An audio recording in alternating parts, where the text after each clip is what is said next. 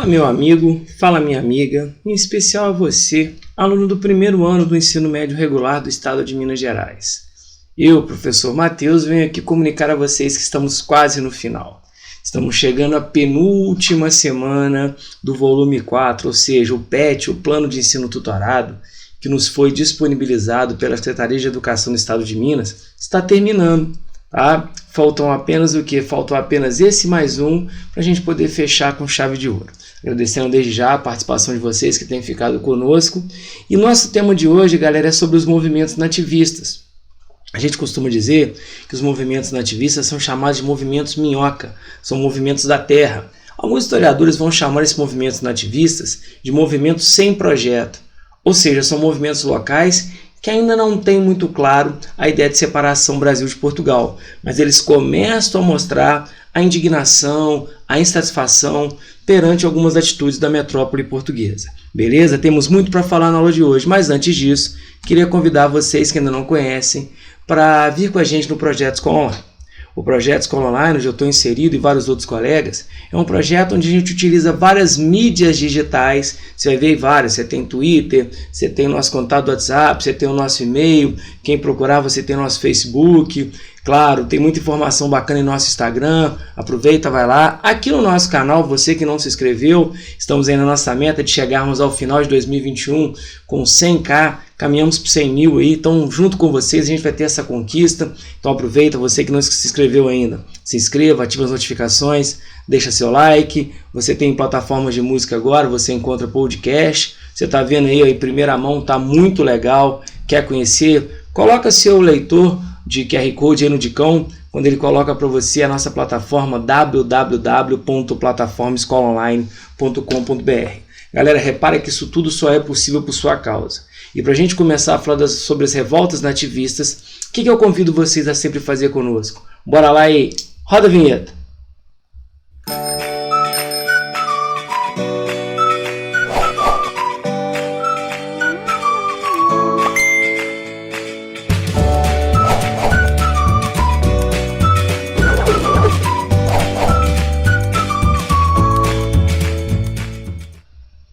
Bacana, né? Então vamos começar, vamos fazer a nossa vida andar. Beleza, galera? Vamos falar sobre 4 rebeliões, 4 movimentos nativistas que começam a mostrar essa relação tensa entre Brasil e Portugal. A primeira é a revolta de Beckman. Muita gente pergunta se os mais antigos vão lembrar daquele jogador David Beckham. Não. O que foi a revolta de Beckman, galera? Olha só. A revolta de Beckman é uma revolta que vai acontecer em São Luís do Maranhão, tá? Quais são as causas desse movimento? Então vamos aqui, galera. É uma revolta nativista, onde eu não tenho ainda a ideia de separar o Brasil de Portugal. Mas o que está acontecendo? As causas vai ser um conflito entre os colonos jesuítas em torno da escravização dos indígenas. Por quê? A região de São Luís do Maranhão, a região do Maranhão como um todo, deixa eu só arrumar isso aqui para ficar bonitinho, tá? É uma região que durante muito tempo, galera, a população local vivia da extração de drogas do sertão. Quando você fala drogas do sertão, o que o aluno entende? Pô, professor, você está falando de entorpecente? Galera, drogas do sertão eram as nossas especiarias. Guaraná, urucum, saputi. Então é um produto que você vai encontrar principalmente na região norte do Brasil. E nós entendemos que para você extrair essas especiarias, esses produtos encontrados em regiões mais difíceis, em regiões de floresta, era muito melhor utilizar o índio que já conhecia do que propriamente o escravizado. Então eu começo a ter um problema, por quê? Porque enquanto os colonos que viviam na região defendiam escravizar o indígena para que eles pudessem chegar às drogas do sertão, vocês vão lembrar que os jesuítas falavam que não, que você deve catequizar. Beleza? Então o que vai acontecer? Além de tudo isso, a coisa piora porque quando começa a haver um confronto entre padres jesuítas que defendem a catequização e os colonos que defendem a escravização, a coroa portuguesa resolve criar na região o que eles vão chamar da Companhia Geral do Comércio do Maranhão. Então esse órgão seria criado por Portugal em 1688 para tentar sanar, para tentar resolver o problema entre colonos e jesuítas. O problema é que esse órgão, ao invés de ajudar, ele acaba piorando. Porque, olha só, por deter o monopólio do comércio, então ele passa a controlar tudo que é comercializado. A companhia obrigava os produtores locais a vender seus produtos a preços muito baixos e a comprar tudo o que levava para a região a preços muito altos. Então repara, você em vez de resolver, você agrava o problema, porque você paga abaixo, igual aquela história, né? Quando alguém quer te comprar alguma coisa, desvaloriza o seu produto e valoriza o dele. A companhia fazia muito isso. Entre outras atribuições, a companhia deveria fornecer aos colonos do Maranhão 500 africanos escravizados por ano, abastecer a região com gêneros alimentícios e tecidos, adquirir e exportar produtos locais, como açúcar, tabaco, cacau e couros. Bom, esse era o papel, mas de fato isso não acontecia. Havia muito mais cobrança do que benefício. Então um grupo de colonos locais, e aí você tem, por exemplo, o dono do engenho de cana-de-açúcar, Manuel Beckman, e o seu irmão Tomás. Então por isso que você fala do quê? Revolta de Beckman, porque eu tenho dois irmãos, Manuel e Tomás Beckman, que vão liderar o movimento junto com Jorge Sampaio de Carvalho. Beleza? Então você realmente tem uma imagem aí que vai retratar um pouco dessa realidade que aconteceu. Então, há um problema muito sério contra a tal Companhia Geral de Comércio do Maranhão. Bom, galera, o que vai acontecer? Tá? Quais são os fatos que vão motivar a coisa a rolar? A revolta eclodiu na noite de 24 de fevereiro de 1684, quando um grupo de 68 homens invadiu e tomou os armazéns da companhia. No dia seguinte, tomaram o corpo da guarda de São Luís e a residência do capitão Mor, Baltazar Fernandes. Posteriormente, invadiram o colégio dos jesuítas porque, vejam, colonos versus jesuítas, e expulsaram os padres que ali encontraram. Organizados na Câmara Municipal, os revoltosos organizaram uma junta geral de governo, que decidiu depor o governador e o capitão Mor, abolir o estanco. O que é o estanco, galera? Só para você entender. O estanco é o nome que eu dava para o monopólio da compra e venda de produtos que era dado à Companhia de Comércio. E decidiram também extinguir a Companhia de Comércio e expulsar todos os jesuítas dali. Para resolver a situação, a coroa portuguesa enviou um novo governador, que aportou em São Luís em 15 de maio de 1685. Então repara, galera, que os caras ficaram quase um ano na região, à frente de efetivos militares. O governo provisório foi dissolvido e os principais líderes da revolta foram presos. Então durante um ano, esses colonos conseguiram meio que romper a relação direta com Portugal. Tá? Então você vai perceber o seguinte, só que acontece um porém. Qual que foi o desfecho? Tá? Então quando realmente o governo é trocado e para lá são mandados militares, Tomás Beckman e outros envolvidos foram condenados à prisão e ao degredo. Manuel Beckman e Jorge Sampaio foram condenados à morte e enforcados em 2 de novembro de 1685. O que é o degredo, galera? É o exílio. Então repara que a coroa portuguesa ela não tolera qualquer tipo de insubordinação e o castigo com as lideranças é muito claro. Ou você vai ser mandado embora, você vai ser degradado, exilado, ou como aconteceu com Manuel Beckman, você vai ser enforcado. A ideia de um castigo exemplar. Então tudo realmente mostra uma relação tensa entre a coroa portuguesa e os colonos. Beleza? Repara que eu não falo aqui em separar Brasil de Portugal, mas eu falo de uma insatisfação local. Beleza? Bora lá. Do que trata a pergunta aqui, moçada? Vem comigo.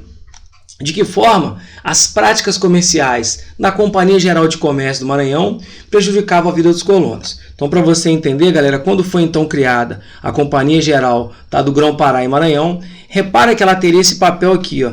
Então você dividiria, essa parte ficaria toda sobre a fiscalização desse órgão, que como a gente viu, né? Eu até coloquei aqui uma sugestão de resposta para vocês. Olha lá, criada em 1682, no intuito de ajudar os colonos, a ideia é ajudar os colonos, a Companhia de Comércio do Maranhão, o texto fala muito isso, obrigava os produtores locais a vender os seus produtos a preço muito baixo e comprar tudo que levava para a região a preços altos. Então repara, eu compro baixo e vendo caro. Isso ocorria por ser a Companhia Geral a única responsável por essa atividade, é de onde a gente tem um estanco, porque ela tem um monopólio. Então você só pode comprar da companhia e entregar produtos para ela. Então isso gera uma insatisfação que acaba sendo o estopim de um movimento que infelizmente acaba mal para as lideranças. Mas repara que se ela é um órgão ligado a Portugal, você repara que a relação com Portugal já está uma relação meio tensa. Beleza? Show de bola? Esse foi o primeiro. Não podemos descartar, nós que aqui de Minas Gerais somos, falar sobre a famosa Guerra dos Emboabas. Para a gente poder entender, galera, a palavra emboaba é uma palavra em tupi-guarani que significa forasteiros, tá? Então vejam vocês que conflito é esse que vai acontecer no início do século XVIII, entre os anos de 1707 e 1709.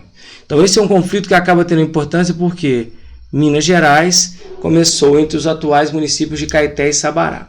Beleza? Então vamos lá. Na segunda metade do século XVII, bandeirantes paulistas como Fernão Dias Pais Leme e seu genro Manuel de Borba Gato dirigiram-se para Minas Gerais em busca de ouros e pedras preciosas. Galera, de quem que eu estou falando aqui? Ó? Eu estou falando o seguinte, né? Eu estou falando dos bandeirantes responsáveis direto pela descoberta do ouro no Brasil. No final do século XVII, tá? Muita gente fala que por volta de mais ou menos 1695, foram descobertas as primeiras jazidas de ouro no Rio das Velhas, onde é o município de Sabará, a galera de BH, grande BH que conhece. Desde então, o número de aventureiros que afluíram para essa região e proximidades passou a crescer rapidamente. Ou seja, do mesmo jeito que o americano ele fala do seu Far West, lembra que o americano sai da costa leste em direção à costa oeste? Beleza? Quando se descobre ouro no Brasil, nós teremos o nosso faroeste. É o nosso faroeste caboclo. Geral vem para a região em busca do sonho de se enriquecer com ouro. Show de bola? Os paulistas, por terem sido os primeiros a explorar o ouro, achavam que deveriam ter o privilégio de explorá-lo. Porque, na concepção, quem eram os bandeirantes? Pessoas que vinham da região onde é o estado de São Paulo atual. Então eles consideram dono do ouro por quê? Porque eles descobriram. Só que a grande questão é que esse ouro que eles descobrem é em terra portuguesa. E o português fala, pode parar. Na verdade, não. Por isso, opunham-se à presença de portugueses e de colonos de outras capitanias que chamavam pejorativamente de emboaba, ou seja, o forasteiro. Tá? Porque quando se descobre o ouro, geral vem para cá. Os conflitos entre paulistas e emboabas só cresceram, com o tempo acabando numa guerra pela exploração do ouro. Porque, de um lado eu tenho o descobridor, que são os bandeirantes paulistas, do outro eu tenho o quê? Os portugueses e as pessoas que vêm, os forasteiros. Tá? Quem lidera esse movimento? Manuel de Borba Gato, um paulista, Manuel Nunes Viana, pecuarista e minerador português, um emboaba, um cara vindo de fora para cá. Show de bola? Então você vai ter um confronto entre o que, galera? Entre os descobridores, os bandeirantes, os paulistas e os forasteiros. Vejam aqui a figura, uma imagem que representaria a ideia de Manuel de Borba Gato. Show? Bom, vamos lá. Quais são os fatos? Assassinatos, provocações, lutas e emboscadas. Então, nesse conflito entre o descobridor e o dono da terra, realmente você vai ter vários e vários episódios. E um que fica muito famoso é o episódio conhecido como Capão da Traição, que vai acontecer onde nós temos hoje entre as regiões de Tiradentes e São João del Rei, onde houve o massacre do exército paulista pelos emboabas. Por quê? Inclusive o rio que passa ali, não sei se vocês já viram, o rio que vai passar lá, ele tem o nome de quê? Rio das Mortes. Porque dizem que houve uma proposta do governo português em negociar com o exército paulista, tá? E o que aconteceu? Os caras foram para lá, e aí ao invés de haver um grupo de negociantes, o governo português faz uma emboscada, matando boa parte dos bandeirantes que estavam, dos paulistas, e o corpo deles acaba sendo jogado no rio, que acaba ficando conhecido como o Rio das Mortes. Tá? Então é um episódio de traição que acaba, de certa forma, sendo muito nocivo para os descobridores. Quais as consequências desse movimento? Os paulistas que sobreviveram dirigiram-se para Goiás, Mato Grosso do Sul e Mato Grosso, onde descobriram novas jazidas de ouro e pedras preciosas. Criação em 1709 da capitania de São Paulo em Minas de Ouro, desmembrada da do Rio de Janeiro, a coroa portuguesa passou a exercer rígido controle administrativo e fiscal na região e houve elevação da vida de São Paulo à categoria de cidade. Então o que aconteceu? Para variar, você acaba expulsando os paulistas, os bandeirantes dali, então o ouro fica para Portugal e automaticamente você coloca o bandeirante na função de, no caso os paulistas, de buscarem novas regiões. Então a corda arrebenta para o lado mais fraco, porque não quem descobre, mas sim o dono da terra se torna responsável. Show de bola? Então mais um episódio onde, o que eu falei? Não temos aqui ainda a bandeira de separar Brasil de Portugal. Show? Beleza? Então vamos lá, galera. O que está acontecendo aqui? Tá? Descreva a imagem ao lado do pintor alemão Johann Moritz Rugendas, tá? Identificando o tipo de ouro que está sendo extraído. Que imagem é essa, galera? Repara que eu tenho, vejam vocês, um grupo de escravizados e um grupo de homens brancos trabalhando a extração do que eles chamam do ouro de aluvião, tá? Dizem que você tem duas formas de encontrar o ouro, tá, galera? Você tem o ouro de encosta, é o ouro que, por exemplo, quem já foi na região de Ouro Preto, Mariana, né? É o famoso, como diria Djavan, ouro de mina. e você tem o ouro de aluvião. Aí você repara que a galera naquela função de estar peneirando, né, na bateia, então você tem uma imagem clara de que?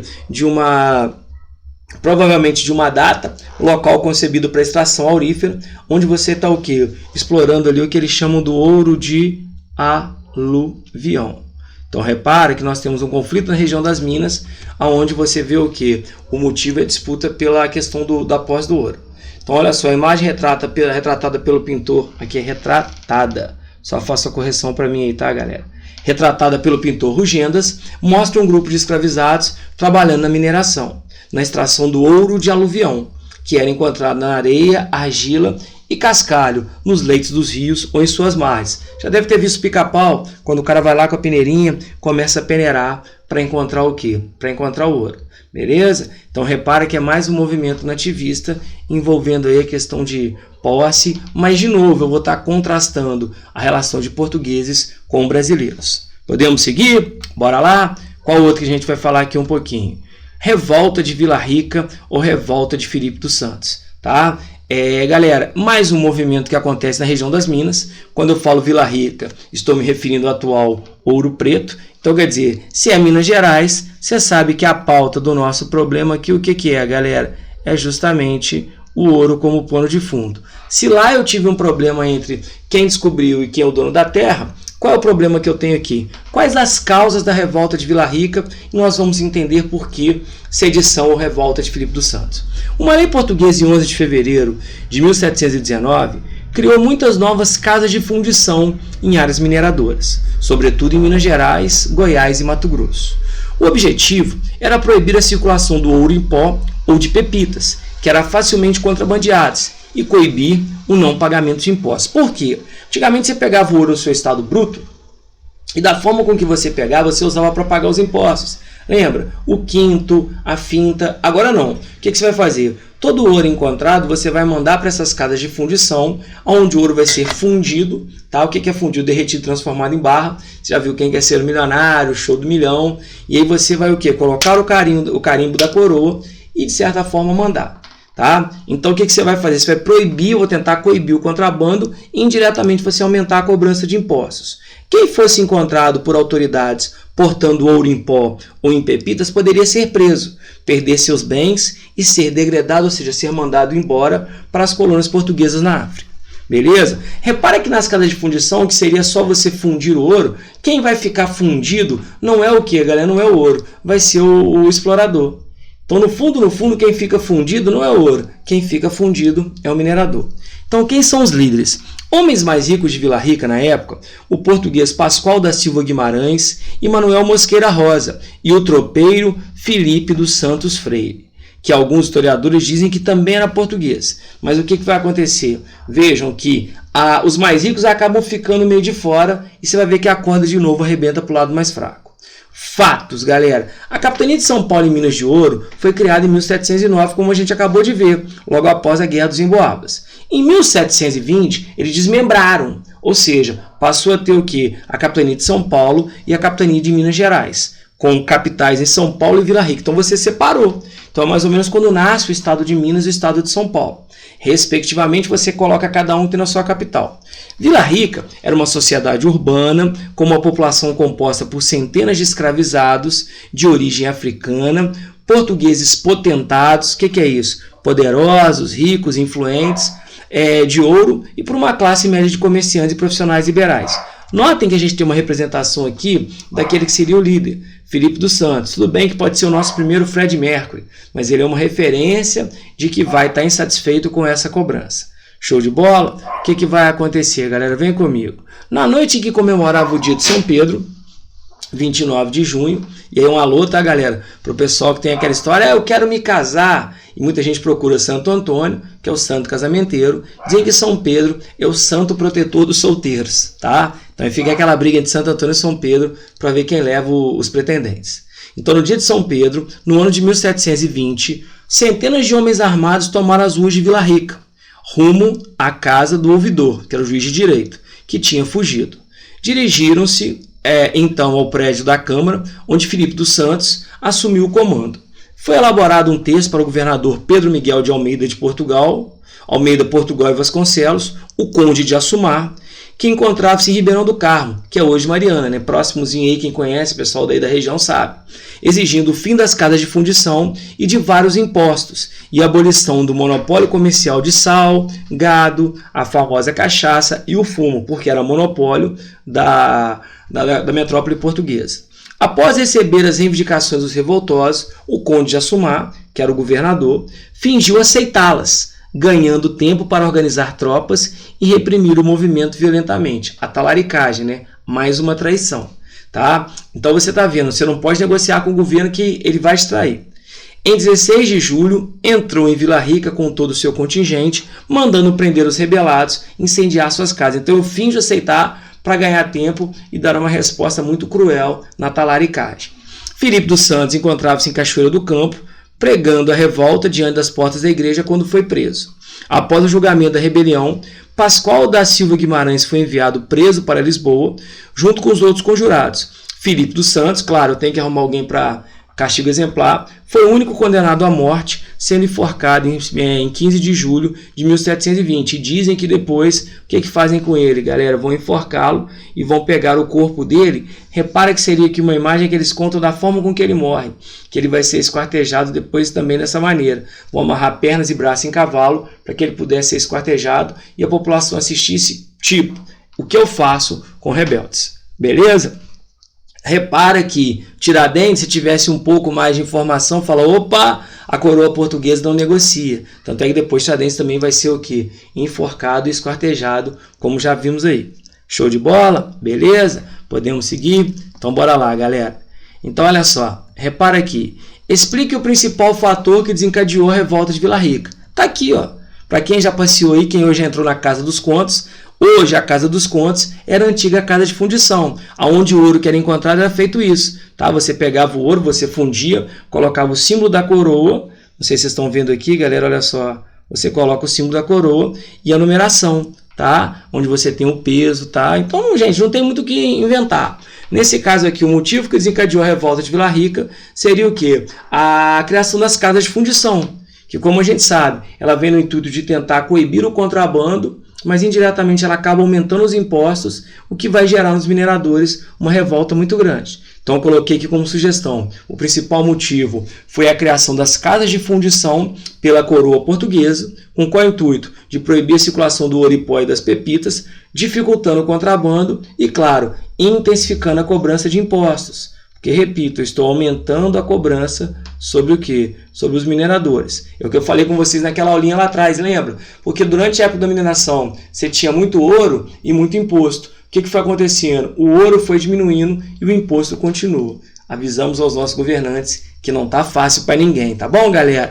Seguiu? Vamos lá? Então, acho que ainda temos a última para a gente poder fechar. E a última é a famosa Guerra dos Mascates. Para a gente poder entender, galera, olha só.